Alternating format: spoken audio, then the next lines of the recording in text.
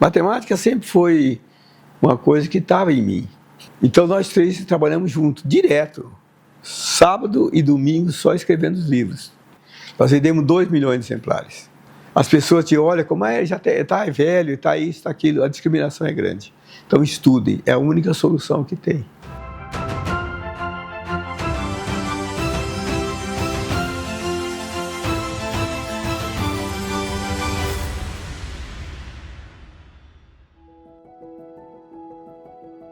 Eu tive uma infância maravilhosa. Hoje, uma criança não tem a infância que eu tive, porque morava em Tupã, nasci em Tupã. Naquele tempo, Tupã estava iniciando, né? E eu nasci em 52, nós estávamos pelo ano de 1957. Eu tenho 72 anos hoje. Então, Tupã estava no começo, o asfalto era raro. E criança não tinha muito o que fazer, não tinha shopping, não tinha lugar para brincar, não tinha nada. Então eu ficava na rua. Nós somos 5 irmãos, eu sou o mais velho. E aí, brincava de estilingue, carrinho de rolemã. E a moçada, terra, morava na Avenida Tapuia 260. É um lugar bom de Tupã hoje, mas naquele tempo era lugar, era assim, a periferia da cidade. E ali você fazia tudo, né? Só depois de 5 anos eu me lembro. Muitos relatos aí. E a molecada que tinha ali, eu era... Meu nome é Luiz Roberto Almeida Gabriel. E eu era ativo. E gostava de brigar, porque todo mundo aprendi a brigar para se defender. Usava estilingue e tal, e com o tempo, sempre tinha uma briga ou outra, né? E eu ficava muito no sol. Eu era moreno, né? Então, com a questão do sol, minha pele foi ficando mais escura. E minhas irmãs, eu tenho 2 irmãs, gritavam comigo, falavam, não ligava para nada, entendeu? Então me chamava de neguinho à toa. E a moçada brincava de tudo, fazia de tudo. E eu me diverti muito. Então eu tive uma infância que é invejada. Hoje eu lembro dos relapsos, né? E conto para os netos. A adolescência foi assim, eu fiz o primário, minha mãe era professora primária e foi minha professora no 2º ano primário. E ali eu me sentia o reizinho e minha mãe me segurava, né? E tive nesse começo do primário, que ainda é a fase de criança, eu fui um aluno razoável para bom. Quando essa atividade extrema que eu tinha de ficar na rua, eu queria ficar na rua o dia inteiro. E tinha uns rios aqui perto de Tupã, a Pitangueiro, 7. Fim de semana eu ficava no rio. Pegava a minhoca e pegava a varinha e pescar. Com 8 anos, 9 anos, 10 anos, eu queria ficar no rio pescando. Então em Tupã, naquela época, tinha o colégio Dom Bosco, dos padres. E minha mãe, sem ter recurso, sem ter dinheiro, e isso que eu admiro nela. Eu era o mais velho, ela sabia assim, tem que dar exemplo para os outros. Me colocou para estudar, fazer o ginásio, né? Lá no colégio Dom Bosco, para mim aprender religião. E eu fui meio amarrado, na verdade. E foi ali que mudou a minha vida. Porque eu fiz o 1º ano e, graças a Deus, um dos padres se apegou comigo. Gostava, às vezes viu que era ativo demais e tal. E aquilo também me ajudou muito. Eu comecei a ouvir alguém. E lá eles faziam o seguinte, a competição do ginásio inteiro para ver os melhores alunos, né? E ganhava medalha de bronze, de prata ou de ouro. Então foi para o 2º ano, 3º ano, eu comecei a estudar mais. E ele foi forçando, você tem condição, você pode vir a ganhar uma medalha de bronze, talvez. Porque tinha alunos fera. E no 7ª série, eu ganhei essa medalha de bronze. Aí fui para a 8ª série. Aí eu comecei a ter um estímulo interior para lutar pelos meus objetivos, que é os que eu não tinha. Graças ao padre e à minha mãe, né? E na 8ª série eu ganhei medalha de ouro, o melhor aluno do colégio. E aí eu comecei a gostar de estudar. E era bom em matemática. Matemática sempre foi uma coisa que estava em mim. Estava acabando o colegial, querendo fazer engenharia. A maioria foi fazer engenharia, medicina, mas eu não tinha condição nenhuma financeira. Então houve assim uma frustração por causa disso. Mas em Tupã tinha uma faculdade chamada FAFIT, Faculdade de Filosofia, né, de Tupã. Tinha curso de letras, matemática, pedagogia, etc. Então aí, naquele momento, me brilhou uma ideia. Falei, eu vou fazer matemática de 3 anos, tentar ser um aluno bom, e depois eu vou ganhar dinheiro e fazer engenharia.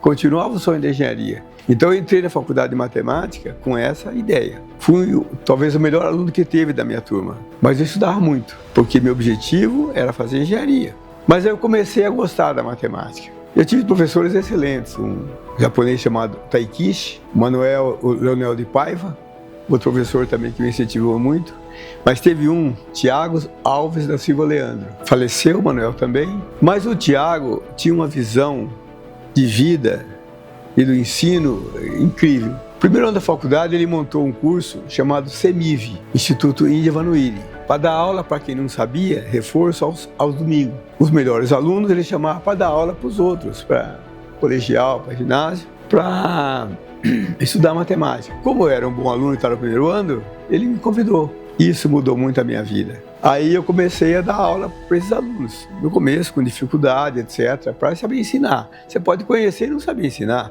E ali eu comecei a tomar gosto pela matemática. Falei, meu Deus, eu estou começando a gostar disso aqui. E cada vez que você ensina, você aprende mais. Nessa época, desde o primeiro ano, eu comecei a dar aula no CEMIV, segundo ano também. E aí comecei a pensar. Havia uns lances de pensar em ser professor. Não, mas eu tenho que fazer engenharia. Eu entrei em São Carlos, passei na engenharia civil do vestibular e passei essa fiz inscrição para o mestrado. O mestrado era mais complicado.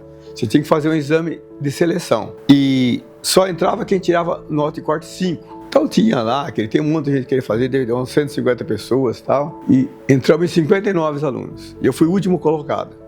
E olha que eu sabia matemática, hein? Então assim começou a vida para fazer esse mestrado lá e fazer engenharia civil. E aí teve um concurso para professor da USP. Eu tinha 22 anos. E aí todo mundo foi fazer, quem estava acabando o mestrado e tal. Só que caiu, lá tinha o que ia cair. Quando eu fui entrar lá, que eu passei em último lugar, eu não sabia que ia pedir na prova. Aí sabia que iam pedir a disciplina Geometria Analítica, que é uma parte da matemática, da engenharia, da física. E eu fiz o concurso. Tinha 2 vagas, eu passei em primeiro lugar.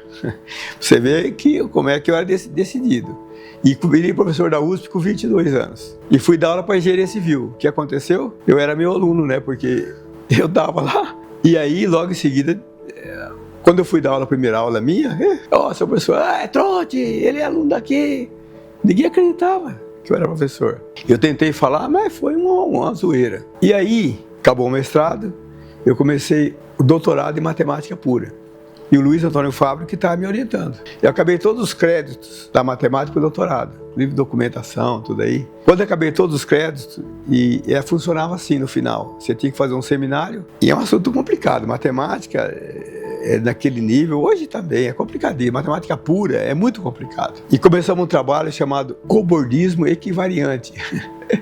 É alta matemática. E o Fábio me orientando. Então, nessa época, eu já estava dando aula em Itatiba, chamado USF, Universidade de São Francisco. Então, eu viajava de Itatiba para São Carlos para dar um seminário para ele, porque depois da disciplina, você tem que dar o seminário até você fazer a tese. E eu escrevi mais de 100 páginas da tese. E aí, ele ficou doente e eu não sabia. E morreu. E aí, parece uma criança sem pai. Porque ele estudava isso aí, eu sabia, mas quem que ia me orientar depois? Ser orientador, você não faz nada. E naquele tempo existia uma rigidez de um querer invadir o outro, até hoje, né, na matemática é assim. E eu fiquei órfão, né? Então, num momento terrível para mim, foi muito difícil, mas eu tive que entender que a vida é assim. E eu deixei, falei, não vou estudar mais. E eu fiquei 10 anos em Itatiba. Aí teve uma greve geral e eu fui um dos líderes da greve. E aí, em 86, houve a demissão em massa e me incluíram na demissão. Eu era mestre, tinha poucos mestres. E eu fui demitido, né, nessa época, 87 por aí mais ou menos. Aí eu vim para Tupã e logo em seguida teve um concurso para professor em Prudente, da Unesp, exigindo mestrado, porque doutorado ninguém falava disso naquela época. Eu fiz o concurso e entrei na Unesp em Prudente. Na Unesp de Botucatu tinha um doutorado na área de energia. A coisa funciona assim, a universidade federal, estadual, tinha a fase pelo período de 4 anos pra você fazer, né?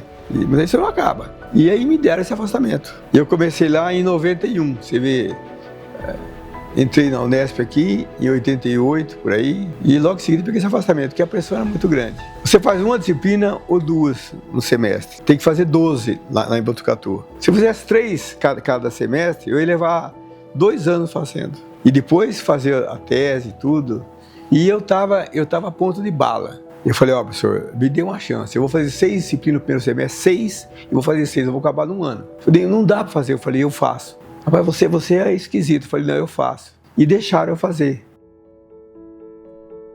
Havia um professor de Itatiba, chamado Antônio Carbonari Neto, professor lá comigo. Um dia ele me convidou, o Gabriel, eu estava lá em Itatiba nessa época. Ó, eu fui convidado para escrever uma coleção de livros, para a 5ª ou 8ª série. Foi a coleção de livros que eu escrevi. Nós escrevemos 16 livros nessa época. Uma pancada, uma coisa de louco. Aí convidou um outro amigo nosso chamado Flávio Evaristo Ribeiro. Então nós 3 trabalhamos juntos, direto. Sábado e domingo só escrevendo os livros. Mais de um ano. Então essa coleção saiu. Escrevemos 16 livros. Esse livro, um livro bom hoje vende 10 mil exemplares a 20 mil exemplares. É difícil, hein? Nós vendemos 2 milhões de exemplares. E aí mudou a minha vida, da minha família, porque eu ganhei uma quantidade de dinheiro razoável. Eu tinha nessa época um Opala com 7 cores, batido a tudo quanto é lugar, e morava numa casa alugada. Ganhava bem, mas eu não ligava para isso. Foi onde mudou a nossa vida, certo? Os livros, depois eu escrevi mais livros depois, né? Eu peguei gosto para coisa. Mas foi assim que eu fiz a livre docência, conheci o Carbonari, que mudou muita coisa na minha vida. Não, é uma coisa interessante, lógico que eu sinto honrado, orgulhoso, pelos filhos também que eu tive. O Beto, Luiz Roberto Almeida Gabriel Filho e o Leonardo. Tudo que eu passei eu ensinava para eles. Então, é aquela história, você quer ver quem é a pessoa, olha os frutos dela, né? Talvez não seja bem assim, mas eu ensinei a maneira de eu ser para eles, né? E eles acompanharam a trajetória da minha vida. O orgulho meu mais é os filhos que eu tenho e os netos que eu tenho. Todos eles criados dessa forma, ter humildade para tudo, não querer julgar ninguém, que eu aprendi com meu pai isso aí, não julgue ninguém. Seu julgamento, sempre é falho, você vai julgar vendo coisas locais, você não enxerga a coisa toda. Então eu aprendi isso aí.